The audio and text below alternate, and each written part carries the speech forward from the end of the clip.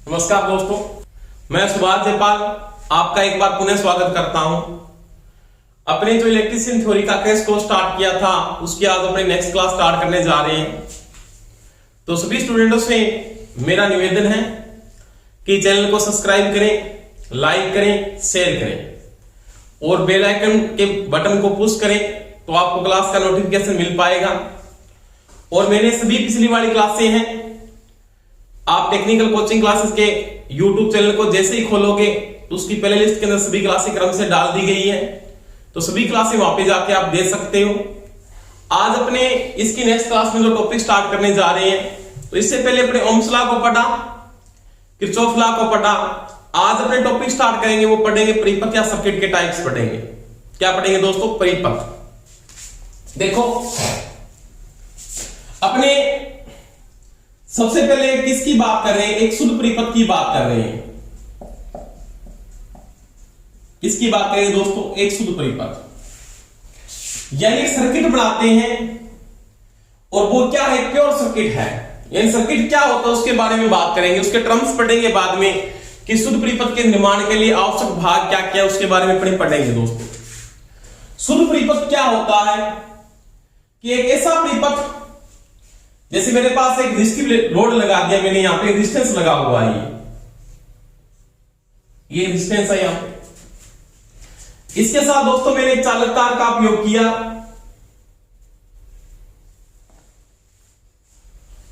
यहां पे मैंने स्विच का उपयोग कर लिया, उसके बाद मैंने फ्यूज का उपयोग किया और यहां पे मैंने ऊर्जा का स्रोत लगा दिया, एनर्जी का सोर्स लगा दिया।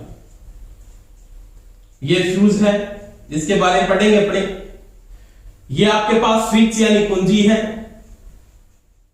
ये चालक तार है, यहां से धारा फ्लो हो रही है और ये आपके पास क्या है? भार यानी क्या है? लोड है। अब ये कहता है शुद्ध परिपथ होता क्या है? जिस परिपथ के अंदर धारा, आप इसको क्या करोगे? सर्किट को जैसे ही क्लोज करोगे, क्लोज का मतलब सर्किट आपका क्या होता है दोस्तों? ऑन हो जाता है। क्लोज का मतलब आपने दोस्तों इसको क्या कर दिया? ऑन किया।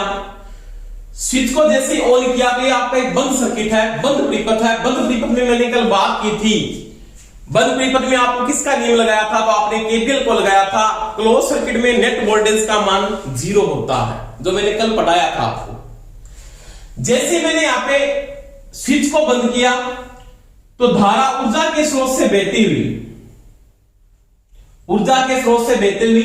भार में से गुजरती है। भार का ये तो क्या हो जाएगा दोस्तों? हाई पोटेंशियल HP, और ये इसका दोस्तों क्या हो जाएगा? लो पोटेंशियल, यानी क्या होगा दोस्तों? माइनस। धारा ऊर्जा के स्रोत से बहती हुई भार में से गुजरने के बाद पुनः ऊर्जा के स्रोत के पास पुनः पहुंच जाती है। ये आपका पास एक सीरीज परिपथ है। धारा ऊर्जा के स्रोत से बहती हुई भार में से गुजरने के बाद पुनः ऊर्जा के स्रोत के पास पहुंच जाती है। उस अवस्था में भार व परिपथ, आपका भार व आपका जो संपूर्ण परिपथ है वो सही रूप से क्या करता है? कार्य करता है। उसमें किसी भी प्रकार का दोष नहीं आता है। वह आपका क्या कहलाता है दोस्तों? एक शुद्ध परिपथ कहलाता है, जिसके टाइप्स जोड़ने के 3 टाइप्स पढ़ेंगे आगे अपने। यानी क्या बोलता है? शुद्ध परिपथ क्या है? धारा ऊर्जा के स्रोत से बहती हुई, धारा ऊर्जा के स्रोत से बहती हुई, ऊर्जा के स्रोत के रूप में मैंने यहां पे क्या लगा रखी है दोस्तों? बैटरी लगा रखी है। बहती हुई भार में से गुजरने के बाद पुनः ऊर्जा के स्रोत के पास पहुंच जाती है। उस अवस्था में भार यानी ये लोड और आपका ये संपूर्ण परिपथ है वो सही रूप से क्या करता है दोस्तों? कार्य करता है। उसे अपने क्या बोलते हैं दोस्तों? एक शुद्ध परिपथ कहा जाता है। अब ये शुद्ध परिपथ में आपके दोष हो जाने के कारण ये अशुद्ध भी बन जाता है। जैसे मान लिया ये तो आपका सही रूप से काम कर रहा था, शुद्ध परिपथ है मान लिया मैंने, पर इसमें दोष पैदा हो गए। सिंपल बात, धारा यहां से गई, परिपथ आपका बीच में से टूट जाता है। धारा ऊर्जा के स्रोत से बहती है, अपना परिपथ पूर्ण नहीं कर पाती। धारा ऊर्जा के स्रोत से बहती है परंतु अपना परिपथ पूर्ण नहीं कर पाती है, तो है दोषी परिपथ कहलाता है। क्या है? दोषी, जिसको बोलते हैं अपने दोस्तों अशुद्ध परिपथ। उस परिपथ का नाम क्या होगा? खुला परिपथ। क्या बोलेंगे? खुला परिपथ। धारा ऊर्जा के स्रोत से बहती है, बाढ़ में से बिना गुजरे ऊर्जा के स्रोत के दोनों टर्मिनलों को आपस में क्या करते दोस्तों, मिला देती है। वह भी एक अशुद्ध परिपथ का भाग, उसे पढ़े क्या बोलते दोस्तों, लघु परिपथ कहा जाता है। तीसरी बात, धारा ऊर्जा के स्रोत से बहती है, परिपथ भी सही रूप से काम करता है, भार भी सही रूप से क्या करता है, काम करता है, परंतु भार की बॉडी का मतलब योग या इसको बोलते दोस्तों काय, उसकी बॉडी में अर्थ दोष हो जाता है, लीकेज करंट फ्लो होता है बॉडी के अंदर। धात्विक बॉडी है मान लिया भार की, उसमें आपके पास लीकेज करंट फ्लो होता है, तो कौन सा दोष आता है, अर्थ दोष आ जाता है। उसे अपने क्या बोलते हैं, अशुद्ध परिपथ का प्रकार बोलते हैं। तो मैं आगे इसके बाद टॉपिक पढ़ेंगे अशुद्ध परिपथ के कौन से प्रकार है, किस प्रकार से दोष होता है, कौन सा दोष किस प्रकार से हो जाता है, तो वो अलग कंडीशन है। परंतु अपने पहले किसकी बात करें, शुद्ध परिपथ की बात करें। शुद्ध परिपथ में मैंने बात की थी कि धारा ऊर्जा के स्रोत से बहती हुई भार में से गुजरने के बाद पुनः ऊर्जा के स्रोत के पास पहुंच जाती है। उस अवस्था में भार वह संपूर्ण परिपथ सही रूप से क्या करता है दोस्तों, कार्य करता है, उसे क्या बोलते हैं, शुद्ध परिपथ कहा जाता है। अब इस शुद्ध परिपथ के निर्माण के लिए आपको निम्न तथ्य पढ़ने पड़ेंगे। क्या क्या चीजें चाहिए आपको शुद्ध परिपथ के निर्माण के लिए। मैंने एक शुद्ध परिपथ का निर्माण किया, उसके लिए मेरे को क्या क्या चीजों की आवश्यकता होगी, उसके बारे में पढ़ते हैं। तो पहली बात करेंगे, इसका जो पहला टर्म्स पढ़ेंगे ना शुद्ध परिपथ के लिए, वो होगा ऊर्जा का स्रोत। ऊर्जा का स्रोत होना चाहिए, जो मेरे पास यहां पे है। कोई ना कोई मेरे पास एनर्जी का सोर्स होना चाहिए, चाहे तो बैटरी हो, चाहे डायनमो हो, चाहे अल्टरनेटर हो, मेरे पास एनर्जी का सोर्स होगा, इलेक्ट्रिकल एनर्जी का सोर्स होगा, तो ही मैं आगे परिपथ बनाने के बारे में सोचूंगा। आपके घर पे सप्लाई आएगी, उसके बाद सोचोगे सर्किट में आपको क्या जोड़ना है, सीलिंग फैन लगाना है या कूलर लगाना है या आपको एसी लगानी है, उससे पहले आप नहीं सोच सकते।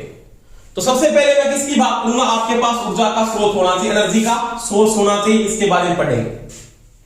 दूसरी बात, ऊर्जा के सोर्स के बाद मैंने किसका उपयोग किया है, मान लिया आपके पास 2 नंबर बात मैंने की, आपके पास फ्यूज होना चाहिए। फ्यूज, जिसको हिंदी में क्या कहते हैं दोस्तों, अग्नित्र कहा जाता है। अग्नित्र, आपके पास फ्यूज होना चाहिए, इसका काम क्या है मैं बात करूंगा इसके बाद में इसकी। तीसरी बात, आप पढ़ोगे स्विच या कुंजी, आपके पास स्विच या कुंजी होनी चाहिए, इसका भी वर्क होगा। चौथी बात, आपके पास चालक तार, इन सभी को जोड़ने के लिए आपको पास कंडक्टर की आपको आवश्यकता होगी। और 5 नंबर आपके पास क्या चाहिए, आपके पास भार होना चाहिए। इतने टर्म्स होते हैं शुद्ध परिपथ के। आपके पास एनर्जी का सोर्स होना चाहिए, फ्यूज या अग्नित्र होना चाहिए, कुंजी या स्विच होना चाहिए, चालक तार यानी वायर होना चाहिए जोड़ने के लिए, और या आपके पास लोड यानी क्या होना चाहिए दोस्तों, भार होना चाहिए, लोड या भार, ये भी होना चाहिए। अब इनके बारे में पढ़ते हैं, क्या काम करता है। सबसे पहले मैं किसकी बात करूंगा दोस्तों, ऊर्जा के स्रोत की बात करूं। एनर्जी का सोर्स मेरे पास होना चाहिए, एनर्जी का सोर्स होना चाहिए, ऊर्जा का स्रोत, कि मेरे पास एनर्जी का सोर्स होना चाहिए। इसका काम क्या है, यानी एक वैद्युतिक परिपथ में जो वैद्युतिक ऊर्जा प्रदान करता है उसे क्या बोलते हैं, ऊर्जा का सोर्स कहते हैं। दोबारा मैं बात कर रहा हूं, एक इलेक्ट्रिकल सर्किट में जो वैद्युतिक ऊर्जा प्रदान करेगा, यानी इसका काम है वैद्युतिक ऊर्जा प्रदान करता। एक नंबर की बात करें, अगले वाले नेक्स्ट टॉपिक में पढ़ेंगे, अपने क्रम से पढ़ेंगे जैसे भी। तो मैं यहां पे बात करता हूं कि स्टार्टिंग के समय मेरे पास क्या ऊर्जा का स्रोत होना चाहिए, एनर्जी का सोर्स होना चाहिए।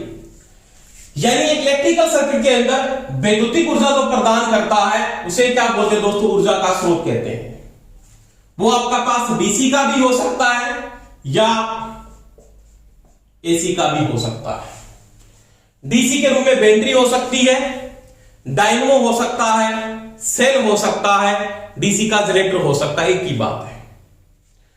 एसी के रूप में आपके पास अल्टरनेटर हो सकता है या प्रत्यावर्तक हो सकता है। तो मेरे पास इसके रूप में क्या होगा, ऊर्जा का स्रोत क्या होगा, डायनेमो हो सकता है,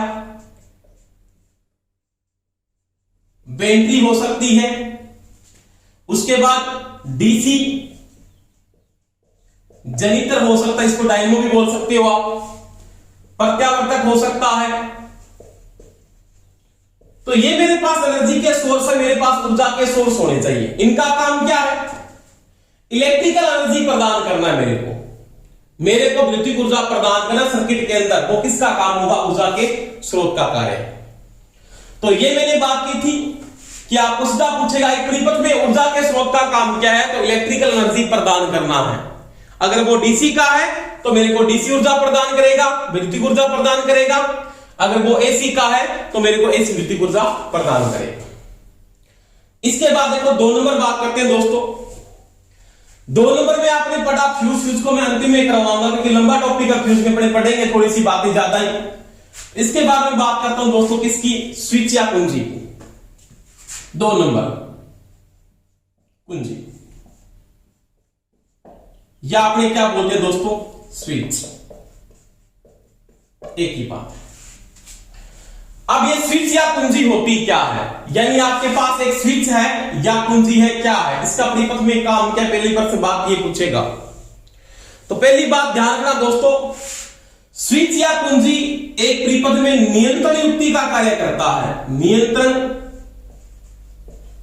युक्ति है दोस्तों। इसको कंट्रोलिंग डिवाइस कहा जाता है। क्या कहते हैं, कंट्रोलिंग डिवाइस है। ये एक सेफ्टी डिवाइस नहीं है, ये क्या है दोस्तों, कंट्रोलिंग डिवाइस है। क्या है, कंट्रोलिंग डिवाइस, या इसको बोलते हैं नियंत्रण युक्ति है। काम क्या है, नियंत्रण युक्ति है परिपथ में। इसका कार्य क्या है, वर्क क्या करता है, ये ऊर्जा के स्रोत का वर्क क्या था, इलेक्ट्रिकल एनर्जी देना था। इसका कार्य क्या है, परिपथ को तोड़ना व जोड़ना। परिपथ को तोड़ने का मतलब दोस्तों क्या करना होता है, ऑफ करना। व जोड़ने का मतलब दोस्तों क्या होता है, ऑन करना। आप बोलते हैं स्विच को बंद कर दो, बंद का मतलब ऑन होता है, क्लोज सर्किट का मतलब ऑन होता है, ओपन सर्किट का मतलब क्या होता है, खुला होता है। तो सर्किट आपका जब ऑफ होगा तो वो क्या होगा, खुला होगा। क्लोज होगा, इसको बोलते हैं खुला। ऑफ का मतलब आप क्या होते हो, ओपन करते हो, ओपन का मतलब खुला होता है। और क्लोज का मतलब दोस्तों क्या होता है, बंद। इसको ये भी बोल सकता है ओपन या क्लोज। क्लोज का मतलब बंद, बंद का मतलब ऑन होता है, जोड़ने का मतलब भी ऑन ही होता है।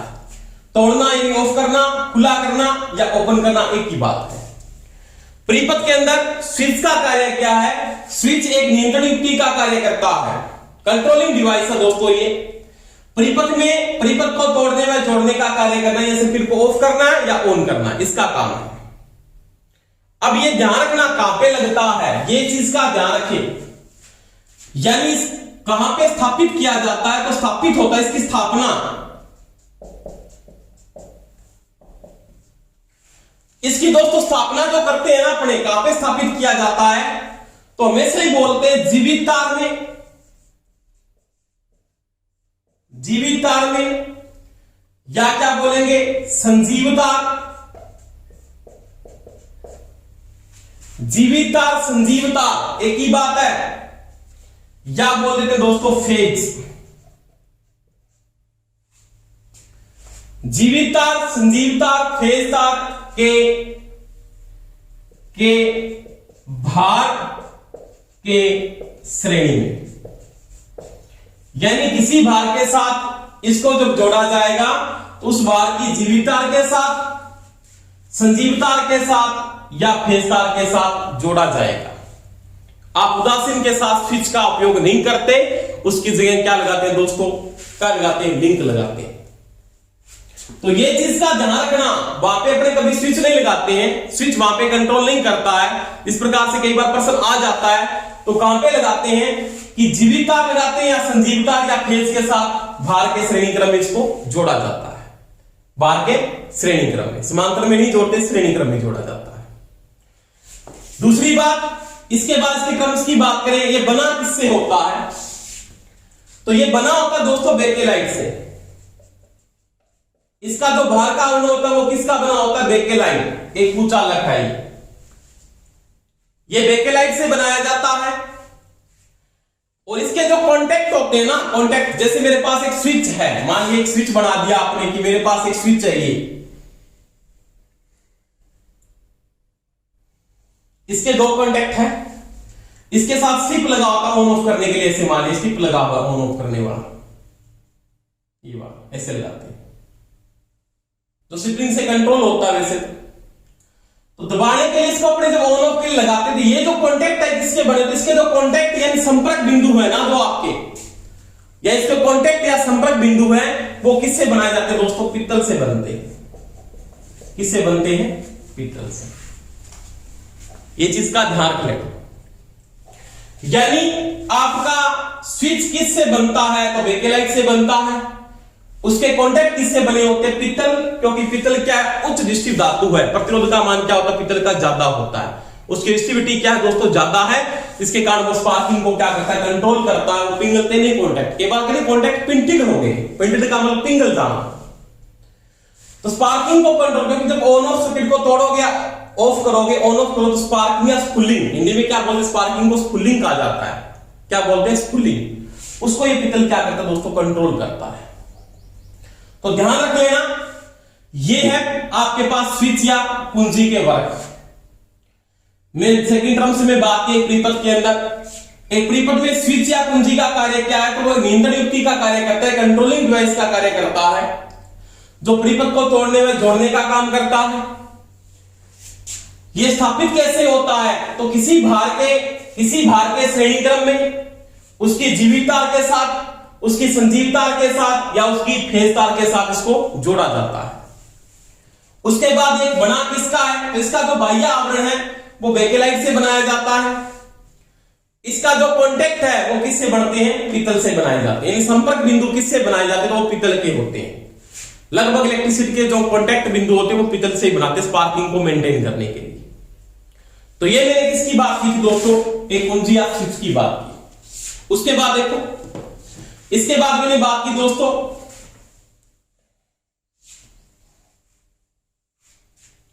उसके बाद आपके पास 3 नंबर बात कर रहा हूं, चालक तार या वायर। इसका काम क्या है? आपके पास चालक तार वायरिंग में काम आ रहा है। नॉर्मल आप वायरिंग में कंडक्टर को यूज करते हो।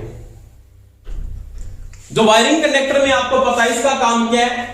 तो सभी आपके पास जो संयोजक है, जैसे फ्यूज हो गया, ऊर्जा का स्रोत हो गया, स्विच हो गया और भार हो गया, उनको आपस में जोड़ने के लिए आप चालक तार का या वायर का क्या करते दोस्तों? उपयोग करते हैं। यानी आपके पास परिपथ के सभी भागों को आपस में संयुक्त करने के लिए, परिपथ के सभी भागों को आपस में जोड़ने के लिए चालक तार या वायर का उपयोग किया जाता है। वायरिंग में कंडक्टर जो ज्यादा काम में लेते हैं वो आप किसको लेके चलते हो? कॉपर को लेके चलते हो। आप एल्यूमिनियम को वहां पे भी यूज कर रहे हो, तो वो आप कंडक्टर को यूज कर रहे हो। उसका काम क्या है? इलेक्ट्रिकल जो एनर्जी आपकी ऊर्जा के स्रोत के पास से आएगी उसको किसके पास पहुंचाना है? भार के रूप में सुरक्षित रूप से पहुंचाना है। आप लोड के अनुसार आप कंडक्टर को यूज करोगे। आप कंडक्टर का कौन सा साइज वहां पे लगाना चाहते हैं, एसडब्ल्यूजी के अनुसार कंडक्टर का आप वहां पे यूज करोगे। किस साइज का कंडक्टर आप डाल रहे हो, कितना वहां पे लोड है, उस लोड के अनुसार आप कंडक्टर को वहां पे यूज किया जाएगा। तो ये बात किसकी दोस्तों? चालक तार की बात की थी। उसके बाद मैं बात किसकी करता हूं? भार यानी लोड। भार या लोड, सिंपल बात है। वैद्युतिक ऊर्जा इसको प्रदान करेंगे। ये क्या करेगा? भार या लोड, इसका काम है वैद्युतिक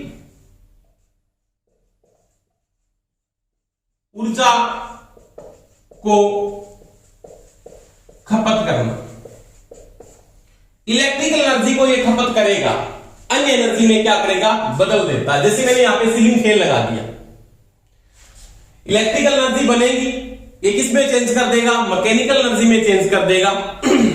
आपका भार के रूप में आपने यहां पे हीटर को लगा दिया, तो हीटर क्या करेगा दोस्तों, इलेक्ट्रिकल एनर्जी लेगा और किस में चेंज कर देगा, उसमें ऊर्जा में बदल देगा। तो वही बात है, इसका काम क्या है, कोई किसी भी प्रकार का भार आपके पास वहां पे हो सकता है, तो उसका काम क्या है, इलेक्ट्रिकल एनर्जी को क्या करना है, खपत करके अन्य एनर्जी में बदलना। ये इलेक्ट्रिकल एनर्जी को क्या करेगा दोस्तों, खपत करेगा।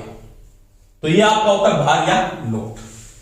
अब लास्ट टॉपिक बताया, इंपॉर्टेंट टॉपिक है फ्यूज। इसके बारे में डिटेल से पढ़ेंगे, क्या होता है फ्यूज। देखो एक परिपथ में फ्यूज क्या काम करता है, क्या इसके अंदर पाया जाता है, कौन कौन से इसके टर्म्स है वो पढ़ेंगे अपने दोस्तों। देखो फ्यूज इंपॉर्टेंट टॉपिक है आपका फ्यूज, या इसको हिंदी में दोस्तों बोलते हैं अग्नितर। क्या कहा जाता है, अग्नितर। ज्यादा अपने इंग्लिश ही बोलते हैं ना, ज्यादा अंग्रेज है। वही बात है फ्यूज, या इसको हिंदी में दोस्तों क्या बोलते हैं, अग्नितर कहते हैं। क्या कहते हैं, अग्नितर। देखो फ्यूज एक सेफ्टी डिवाइस है, परिपथ में एक सेफ्टी डिवाइस का काम करता है। यानी फ्यूज एक सुरक्षा युक्ति है, यानी एक सेफ्टी डिवाइस है दोस्तों। ये आराम से समझेंगे, बहुत से प्रश्न फ्यूज के बारे में आता है, कोई पेपर उठा के लिख लेना, फ्यूज का प्रश्न आएगा ही आएगा, कुछ भी पूछ सकता है। फ्यूज क्या है, एक सुरक्षा युक्ति है। कैसी सुरक्षा युक्ति है, इसका काम है परिपथ में, परिपथ को अत्यधिक धारा से बचाना। इसको दोस्तों क्या बोलेंगे, आवर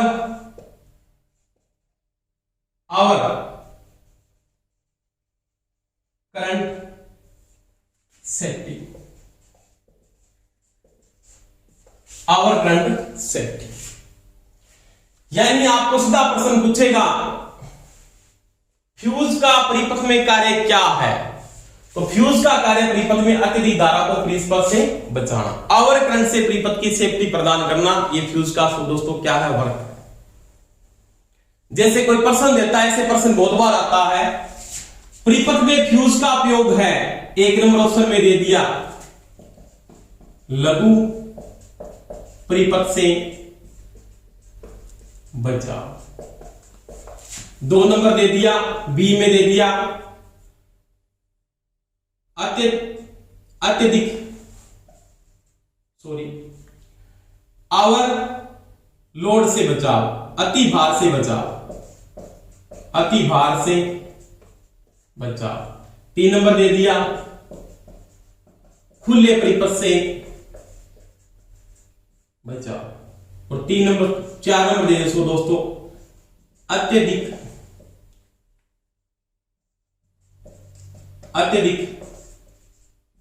धारा से बचाव। अब कई बार क्या सोचते हैं, पहला ऑप्शन दे दिया लघु परिपथ से बचाता है, बिल्कुल बचाता है लघु परिपथ से, फ्यूज का काम है, परंतु अति भार से भी वो बचाता है। एक ही बात है ना, ये तो ओवरलोड से बचाता है, करंट का मान ओवरलोड में भी ज्यादा होता है ना, और शॉर्ट सर्किट में भी क्या होता है, ज्यादा होता है। फ्यूज का काम है, तो आप ये नहीं कर सकते ये भी सही है ये भी सही। इसका मतलब आप क्या करो, इसको सही करोगे इस ऑप्शन के अंदर। अत्यधिक धारा से बचाव है, वो इस कंडीशन में भी हो सकती है ना, हाँ हो सकती है, और इस कंडीशन में भी हो सकती है। सही आंसर क्या आपका दोस्तों, ये आंसर। अगर ये नहीं दिया है ना, फिर बोलेंगे ए और बी दोनों सही है। तो ये प्रश्न का ध्यान रखना, एक परिपथ में फ्यूज का काम क्या है, तो अत्यधिक धारा से परिपथ को क्या करना, बचाना है। तो उस अवस्था में धारा यानी अत्यधिक धारा आपकी कब हो सकती है, तो ये कंडीशन तब हो सकती है, कब हो सकती है, या तो परिपथ क्या हो जाता है दोस्तों, लघु परिपथ यानी शॉर्ट सर्किट व अति भार। उस समय आपका करंट क्या होगा, ओवर करंट हो जाएगा, परिपथ ओवरलोडिंग में आ जाएगा। आपकी लोड धारा से भी ज्यादा धारा फ्लो होती है, उस समय परिपथ को फ्यूज क्या करता है, तोड़ देता है। उस समय परिपथ को आपको जलने से क्या करता है, ये बचाता है। तो एक सेफ्टी डिवाइस है, इसका काम क्या है, परिपथ को अत्यधिक धारा से बचाना। अगर यह ऑप्शन नहीं दिया है तो आप ये बोलोगे लघु परिपथवर्ती भार से बचाना। और लघु परिपथवर्ती भार की अवस्था में आपकी धारा का मान क्या होगा, ओवर करंट होगा, यानी अधिक धारा से परिपथ को बचाना, एक ही बात है। यानी ये कंडीशन कब आती है, जब ये कंडीशन हो जाती है। इन दोनों से सही आंसर कौन सा माना जाएगा, ये आंसर आपका राइट आंसर, जो मैंने भी बात की इससे पीछे। तो ध्यान रखना दोस्तों, अग्नितर या फ्यूज एक सुरक्षा युक्ति यानी एक सेफ्टी डिवाइस है। उसका कार्य यानी उसका वर्क क्या है, कार्य परिपथ को अत्यधिक धारा से बचाना। वो कब हो सकती है, लघु परिपथ की अवस्था में हो सकती है और अति भार की अवस्था में भी हो सकती है। इसके बाद देखो दोस्तों, इसके बाद ये बात कहता है इसका संयोजन।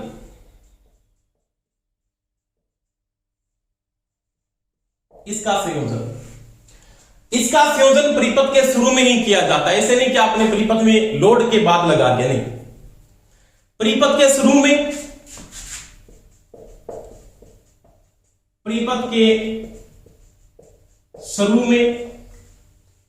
यानी परिपथ के स्टार्टिंग में,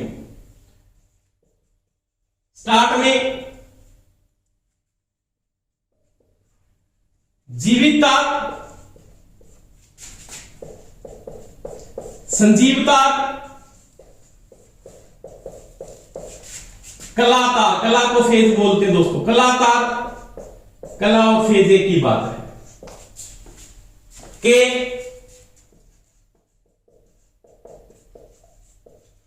श्रेणी क्रम में जोड़ा जाता है। ये चीज का ध्यान रखना, इसे उदासीन के साथ नहीं लगाते। एक बार प्रश्न ऐसे आ जाता है कि आप फ्यूज तार को कैसे जोड़ते हैं, परिपथ के स्टार्टिंग में जोड़ा जाता है, जीवित तार, संजीव तार या कला या फेज तार के किस क्रम में जोड़ते हैं दोस्तों, श्रेणी क्रम में जोड़ा जाता है। तो ये मैंने बात किसकी की दोस्तों, फ्यूज की बात की। यानी फ्यूज या अग्नितर एक सुरक्षा युक्ति है। काम क्या है, इसका कार्य अधिक धारा से परिपथ को बचाना, जो ओवरलोड और लघु परिपथ में हो सकती है। संयोजन परिपथ के स्टार्ट के अंदर जीवित तार, संजीव तार, कला तार या फेज तार के श्रेणी क्रम में किया जाता है। उसके बाद में अगर बात करता हूं कि फ्यूज होता है ना, फ्यूज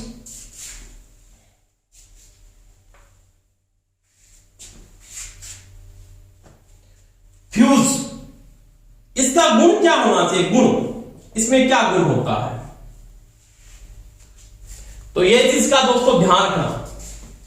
एक फ्यूज तार में किस क्या गुण पाया जाता है, बहुत बार प्रश्न आता ही रहता है, ये चीज का ध्यान रख लेना।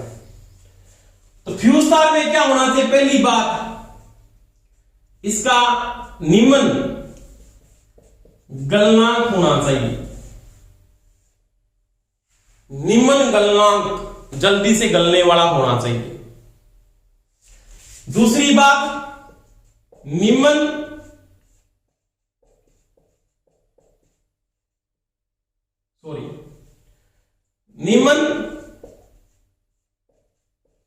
प्रतिरोध होना चाहिए।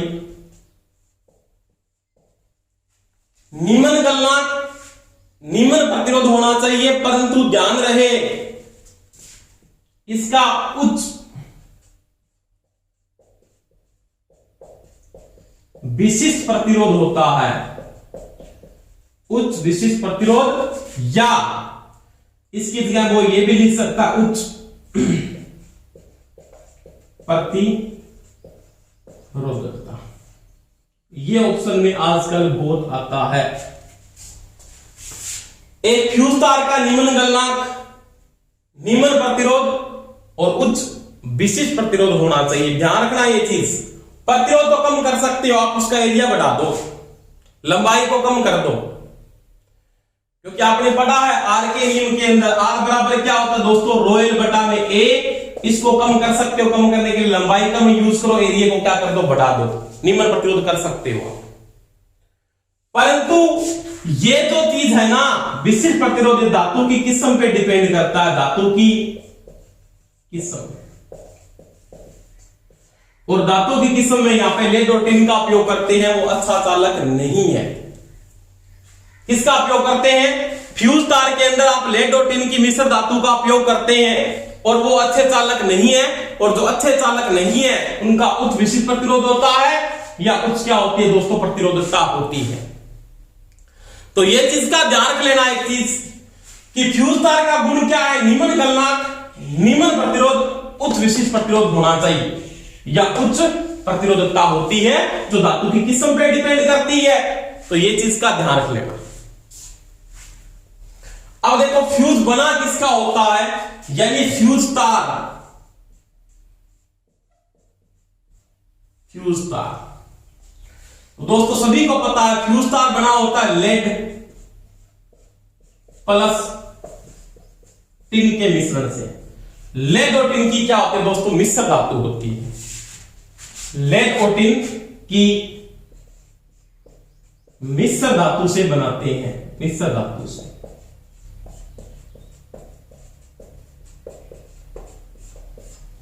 यानी फ्यूज तार को लेड और टिन की मिश्र धातु से बनाया जाता है। अब देखो एक बार प्रश्न ऐसे पूछा था, फ्यूज तार को रासायनिक नाम में लिखा जाता है, यानी फ्यूज तार का रासायनिक नाम क्या है? तो ये चीज का ध्यान लेना, इनका जो रासायनिक नाम है ना, ये प्रश्न आया था दोस्तों, ध्यान लेना। रासायनिक नाम है, लेड को आपको पता है, लेड को सभी को पता है, लेड को लिखते हैं पीबी, लेड। टिन को लिखते हैं दोस्तों एसएन, लेड और टिन। पीबी प्लस एसएन की मिश्र धातु होती है, पीबी प्लस एसएन की मिश्र धातु होती है।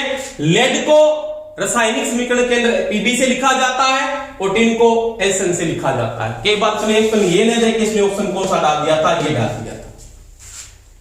अब देखो इनका जो अनुपात होता है ना, अनुपात वो होता है, लेड आपके पास होता है दोस्तों 37% सामान्य फ्यूज के अंदर। एक सामान्य फ्यूज के अंदर, सामान्य अग्नितर में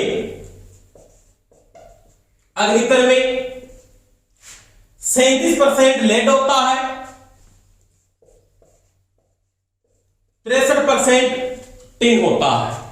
ये चीज का ध्यान रख लेना। यानी आपको ध्यान रखना है लेड लो होता है, लेड लो होता है। आपको पता है 63 37 आप रट्टा मार लिया, प्रश्न पूछने में दिक्कत करता है कई बार, ध्यान रखना दोस्तों ये बात का। प्रश्न उसने ऐसे पूछ लिया आपको, कैसे? एक फ्यूज तार में टिन व लेड की मात्रा होती है, टिन और लेड की मात्रा होती है। पहले ऑप्शन में वो क्या देगा, 63 व 37 क्रम से। बी में वो इसे भी देगा 37 व 63। सी में दे दिया 40 60 और डी में दे दिया 60 40। ये ऑप्शन दे दिया। अब देखो आपने रट्टा मार का 63 37 63 37 या 37 63, आप रट्टा मारे 37 63 है, तो टिन क्या पहले आना चाहिए ना? तो टिन कितना है 63%, तो पहला ऑप्शन में 63%। लेड लो 37%, आप रट्टा मार के 37 63 रट्टा मार, इसको सही कर देगा।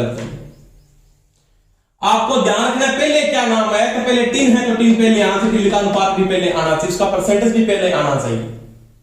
टिन आपके पास 63% होता है, लेड आपके पास 37% होता है। क्रम से याद रखना, आपको प्रश्न में क्रम से पूछा, उसी क्रम में आपको उत्तर देना है। आपको ऐसे पूछा, लेड टिन में पूछ रहा है, लेड व टिन में पूछ रहा है ना, करिए तो आपको उत्तर देना दोस्तों 37 व 63%। अगर वो पूछ रहा है टिन प्लस टिन व लेड का पूछ रहा है, तो फिर आपको देना दोस्तों 63 और 37। ये चीज का ध्यान रखना, क्रम इसका सही याद रखना।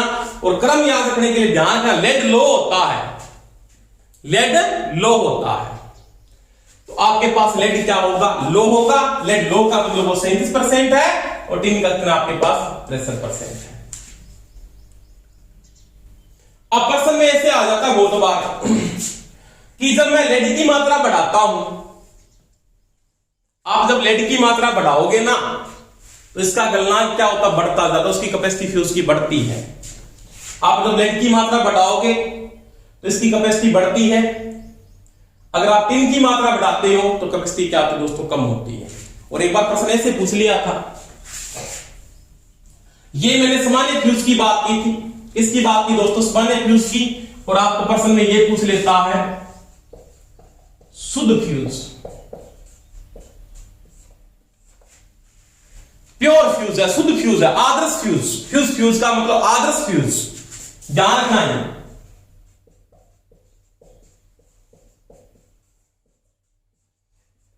जिसकी करंट रेटिंग बहुत कम होती है, 0 के लगभग मानी जाती है, परिपथ में लगाती है, परिपथ को तोड़ देता है, ऐसा फ्यूज शुद्ध फ्यूज या आदर्श फ्यूज कहलाता है। इसका उपयोग नहीं कर सकते आप परिपथ में, क्योंकि इसका काम तो क्या है, परिपथ को धारा फ्लो होती, निम्न धारा फ्लो होती, परिपथ को तोड़ देना। उसमें ध्यान रखना दोस्तों, एक शुद्ध फ्यूज है ना, उसमें आपके पास टिन यानी एसएन की जो मात्रा होती है वो 100% होती है, और जो लेड होता है यानी जो शीशा होता है यानी पीबी वो होता है दोस्तों 0%। ये ध्यान रखना। आदर्श फ्यूज क्या है, लगाते ही परिपथ को तोड़ देना, उपयोग नहीं हो सकता, प्रश्न पूछ सकता है। ये एक प्रकार से जो कल्पना की आदर्श की, ये कल्पना के रूप में मैंने लगा के छोटा लगाते ही टूट जाता है। अगर वो कितना शुद्ध फ्यूज या आदर्श फ्यूज है तो उसमें टिन की मात्रा 100% होगी, लेड की यानी शीशे की जो मात्रा होगी वो कितनी होगी दोस्तों, 0% होती है। तो ये चीज का ध्यान रखना, ऐसे प्रश्न भी पूछ सकता है, एक बार पूछा था ये प्रश्न।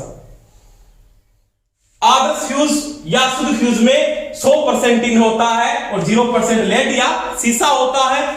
सामान्य फ्यूज के अंदर 37% शीशा होता है, लेड को शीशा कहते हैं, की बात है, और टिन 63% होता है।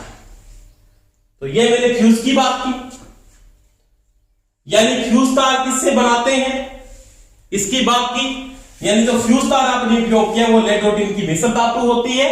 लेड 37% सामान्य फ्यूज में और 63% क्या होता है, टिन होता है। अगर वो आदर्श या फ्यूज की बात करता है तो उसमें 100% क्या होता है दोस्तों, टिन होता है, और 0% क्या होता है, शीशा होता है। तो ये मैंने बात की फ्यूज की। अब फ्यूज के कई टर्म्स है, उसके बारे में बातें करेंगे, कौन से टर्म्स क्या काम आता है, फ्यूज का कौन सा टर्म कहां पे उपयोग होता है, उसके बारे में अपने पढ़ेंगे। तो धन्यवाद। क्लास आपको अच्छी लगी हो तो शेयर करें, लाइक करें, और सभी सब्सक्राइब जरूर कर लें चैनल को। और जितना शेयर करेंगे तो आपके साथी स्टूडेंटों को फायदा मिलेगा क्लास का। धन्यवाद।